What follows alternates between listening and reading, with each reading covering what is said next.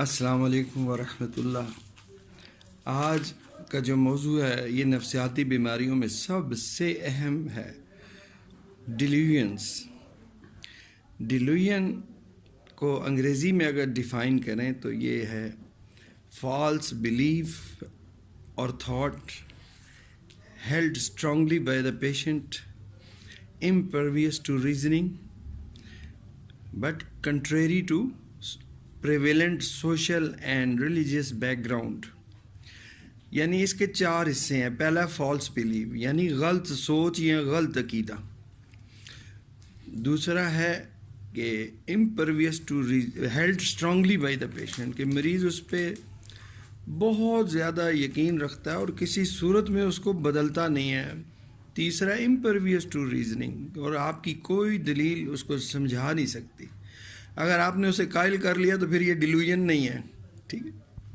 और चौथा है against prevalent social and religious background यानी आपने इस ख्याल या यकीन को उसके माहौल और माशरे और मज़हब में देखना है, अपने फ्रेम ऑफ रेफरेंस से नहीं देखना, उसके फ्रेम ऑफ रेफरेंस जहाँ वो रहता है।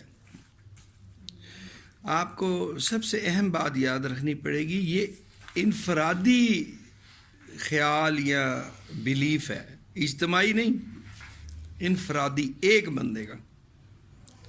और डिल्यूजन सबसे बड़ी अलामत है साइकोसिस की। साइकोसिस मैंने जिस बीमारी में मरीज़ को अपनी बीमारी से आगाही नहीं है। और डिल्यूजन जो है इसकी सबसे नुमाया है। और डिल्यूजन एक ख़तरनाक अलामत है जो कि सीवियर बीमारी, जैसे कि मैंने कल की वीडियो में बताया, सीवियर मतलब ये नहीं कि उसे कोई ज़िंदगी को ख़तरा है, सीवियर इसलिए कि वो उसे बदलेगा नहीं, ठीक है जी। तो पहली बात यह है कि ये इनफरादी यकीन या बिलीव होना चाहिए, इज्तमाई नहीं, ठीक है। और उसको मरीज़ उस पे से बदले ना। वैसे जैसे आप और मैं अल्हम्दुलिल्लाह हम मुसलमान हैं, हमारा इस्लाम के जिन अकायद पे यकीन और बिलीव है वो एक बंदे का तो नहीं है ना, दुनिया मानती है, ढेरों के ढेर। अगर हमारे मजहबी अकीदे से किसी दूसरे को समझ आता है कि ये इनकी गलत ख्याल है तो वो ये देखेगा कि एक मंजूर अहमद का तो नहीं ना, ये तो अरब करोड़ों और अरब से ज़्यादा लोग ये समझते हैं।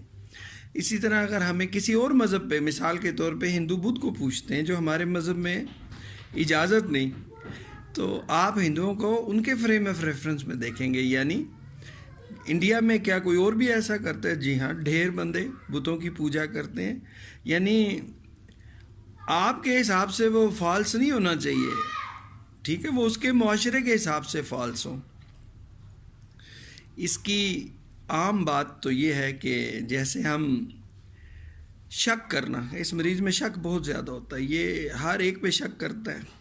शक तो मैं और आप भी करते हैं। जब कोई नया बंदा आता है, हमसे अच्छा मिलता है या कुछ गैर ज़रूरी हम पे इनायात करता है तो हम उस पर शक करते हैं, लेकिन ये शक थोड़ा सा आगे जाके चेंज हो जाता है। अगर वो अच्छा इंसान है, उसका रवैया ठीक है, और हमारा शक धुल जाता है और हम कायल हो जाते हैं, नहीं कि हम गलत शक करते तो बहुत अच्छा आदमी है। तो जो डिल्यूजन है या साइकोसिस है उसमें ये ख्याल बदलेगा नहीं। जो उसने कह दिया शक है तो कह दिया कि शक ही है। तो ये सबसे अहम है कि वो बदला नहीं जा सकता जो उसकी सोच है। तो यहाँ आपको ये बहुत ज़्यादा ख्याल रखना है कि आप किसी दूसरे को अपने मिजाज से नहीं लेबल कर सकते। और डिल्यूजन बहुत सी जिस्मानी बीमारियों में हो सकती है, मनशियात के ज़ेर असर हो सकती है, किसी शदीद बीमारी जो जिस्मानी है उसकी स्टेज पे हो सकती है। तो ये तब डिल्यूजन कहलाएगी जब ये इनफरादी हो और माशरे और मज़हब के अगेंस्ट हो, उसके जहाँ वो रहता है। जैसे कल मैंने मिसाल दी कि जहर तो लोग देते हैं एक दूसरे को, करीबी भी देते हैं, बहुत करीबी भी, लेकिन किसी माशरे में आपने नहीं देखा हो कि माँ बच्चों को जहर देती है या बाप देता है या सारे मिल के ही देते हैं, लेकिन वो नहीं मानेंगे। वो तो कहेंगे माँ भी देती है, बाप भी देता है, बीवी भी देते हैं और बच्चे भी देते हैं। तो ऐसा मुमकिन तो नहीं ना, अगर कोई जहर किसी को देगा तो एक ही देता है ना। इसी तरह शक है, کہ یہ بندہ مجھے کیوں دیکھ رہا ہے، ضرور اس کے پیچھے کوئی سی چیز ہے.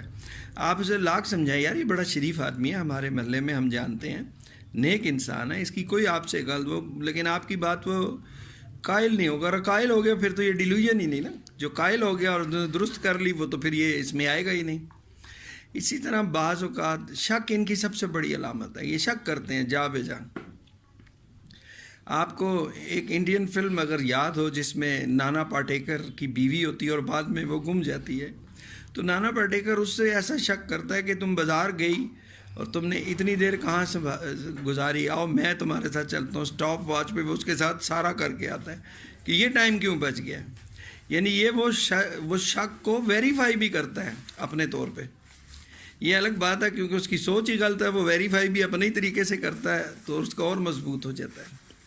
اسی طرح ایک ہمارے سائیکیٹری میں ٹرم ہے جسے کہتے ہیں تھاٹ براڈ کاسٹ یا ٹیلی کاسٹ.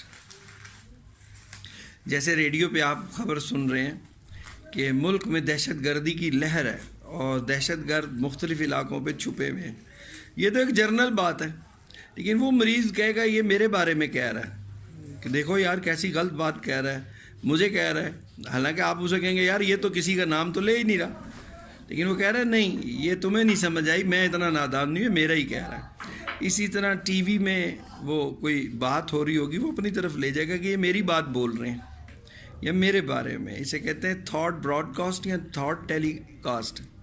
اسی طرح ان میں تھاٹ بلاک ہے، یہ بولتے بولتے خاموش ہو جائیں گے، ہو سکتا ہے 2 منٹ خاموش رہیں، اس کے بعد وہ کسی اور بات سے شروع کر دیتے ہیں کیونکہ ان کا جب وہ بول رہے ہوتے ہیں وہاں پہ ذہن رک جاتا ہے اور وہ آدھے یعنی منٹ سے لے کے 1.5 سے 2 منٹ تک خاموش رہ سکتے ہیں.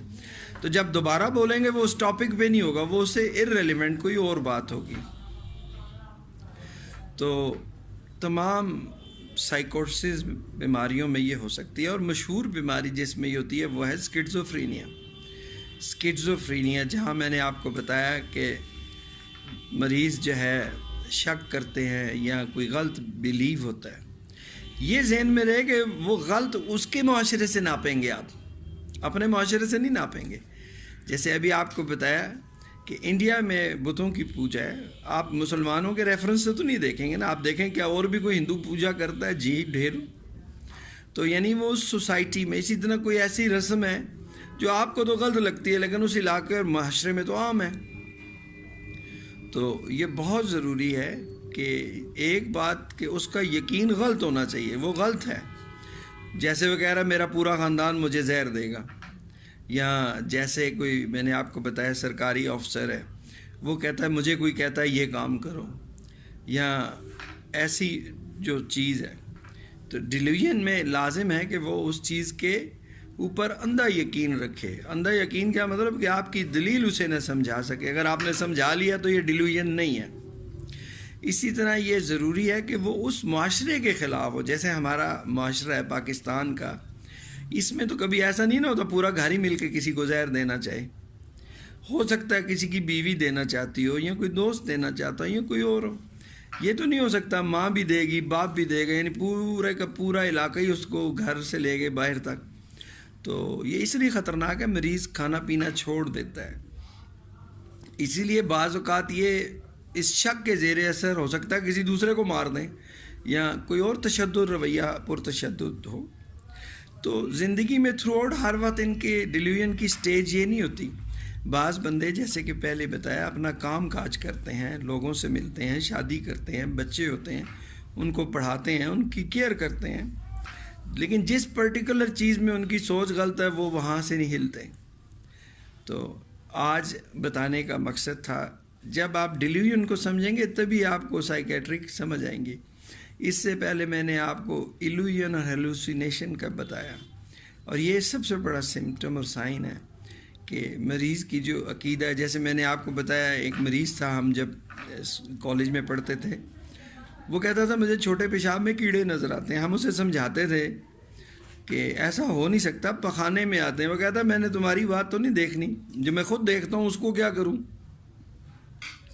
ایک چیز کرائٹیریا یاد رکھیں کہ اگر وہ سمجھ گیا تو پھر ڈیلیوژن نہیں ہے. ہم سب بھی غلط سوچتے ہیں نا، بے شمار دفعہ ہم کسی پہ شک کرتے ہیں، یا بعض اوقات ہم کچھ غلط سمجھتے ہیں، لیکن وقت کے ساتھ وہ بندائیاں ہمارے عزیز دوست ہمیں سمجھا دیتے ہیں کہ ایسا نہیں، اور ہم مان جاتے ہیں۔ تو جو ہم مان گئے وہ تو پھر ڈیلیوژن نہیں نا، آپ سمجھا نہیں سکتے، قائل نہیں کر سکتے، لیکن شرط یہ ہے کہ یہ انفرادی ہے، ٹھیک ہے۔ اگر کوئی 500-600 بندے مل کے ایک عقیدے پہ ہیں جو آپ کے اور میرے حساب سے تو غلط ہے، لیکن وہ کوئی نیا فرقہ یا مذہب ہے، ٹھیک ہے، وہ ایک نہیں مان رہا، ڈھیر مان رہے ہیں۔ یہ تب ہے جب ایک بندے کی سوچ میں غلطی ہو، اس کی اپنی، جیسے میں نے آپ کو بتایا تھاٹ بلاک ہو جاتا ہے، تھاٹ براڈ کاسٹ ہوتا ہے، اور شک بے جا شک ہر ایک پہ ہوتا ہے۔ لیکن اکثر بندے زندگی گزارتے ہیں، ان چیزوں کو وہ اپنے تک ہی رکھتے ہیں، انہیں پتہ ہے کہ ان کو بتایا مانیں گے تو ہے نہیں، ویسے میری بےزتی ہوگی، تو وہ چلتے رہتے ہیں۔ امید ہے کہ آپ کو یہ معلومات مفید لگیں گی، تو اپنے ارد گرد والوں کا خیال رکھیے۔ سب سے بہتر اور اچھا طریقہ یہ ہے کہ اپنے ارد گرد انسانوں کے کام آئیں۔ اللہ آپ کا حامی ناصر ہو۔ السلام علیکم ورحمۃ اللہ۔